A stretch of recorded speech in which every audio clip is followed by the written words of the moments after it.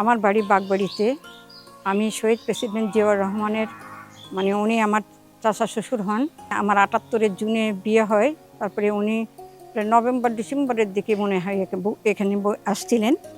শহীদ president Ziaur Rahman যখন গাড়িতে আসলেন, একটা সবুজ জিপে আসলেন। আমি তখন ওই বিল্ডিংয়ে তাকাই, উপরে ছাদে ছিলাম। ছাদে থেকে আমি দাঁড়ায় থেকে দেখতেছিলাম।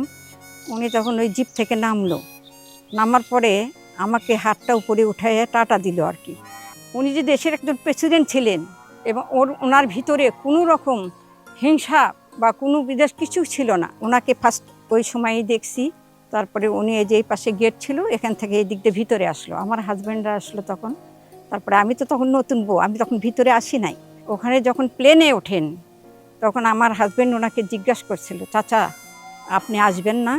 যে বলছিল যে জি আসবো, আমি এখান থেকে চট্টগ্রামে যাব, ওখান থেকে ফিরে 7 দিন পরে এসে আমি এখানে বাড়ির একটা প্ল্যান তৈরি করব।